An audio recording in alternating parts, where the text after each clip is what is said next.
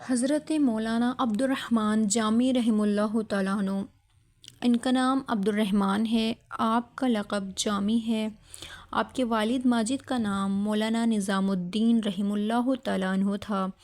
آپ کی پیدائش 817 ہجری میں افغانستان کے شہر ہرات میں ہوئی۔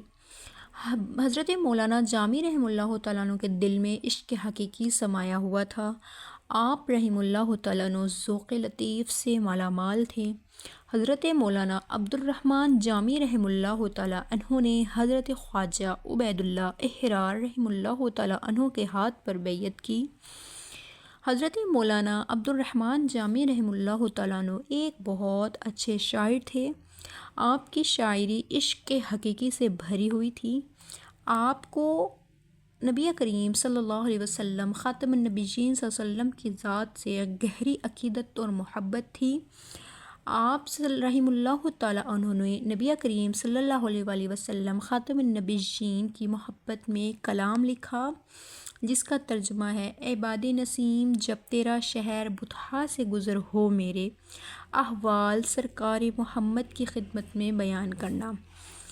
قرآن مجید کو سمجھنے کے لیے جن علوم کی ضرورت ہوتی ہے، ان کے اندر علم النحو سب سے سر فہرست ہے۔ حضرت مولانا عبدالرحمن جامی رحمہ اللہ تعالیٰ عنہ کو علم النحو کا امام سمجھا جاتا ہے۔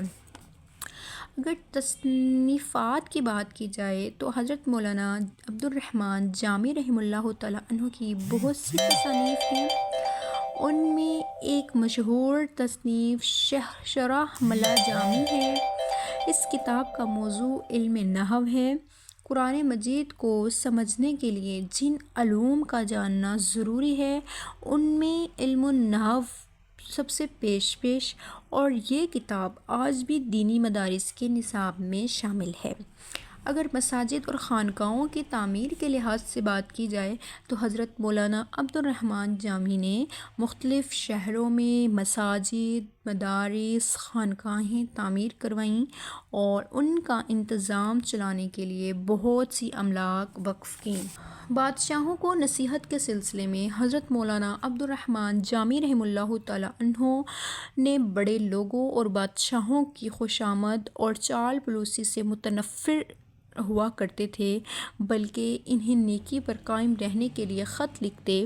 ایک خط میں بادشاہ کو اس طرح مخاطب کرتے کہ اے بادشاہ، تو جس تخت و تاج کا مالک ہے وہ ناپائیدار ہے، یہ زندگی فنا ہونے والی ہے، جہاں تک ہو سکے دنیا میں نیکی کر لے، کیونکہ یہی کام آنے والی ہے۔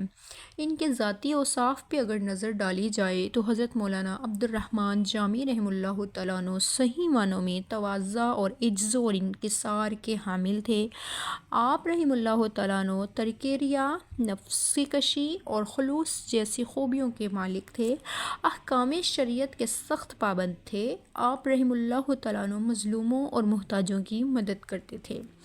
وصال کے بعد اگر دیکھا جائے تو حضرت مولانا عبدالرحمن جامی رحمہ اللہ تعالیٰ عنہ کا وصال 898 ہجری میں جمعے کے روز ہوا اور آپ کی عمر کا 81 سال ہوئی، اور آپ کا جو مزار ہے وہ افغانستان کے شہر ہرات کے اندر شامل ہے۔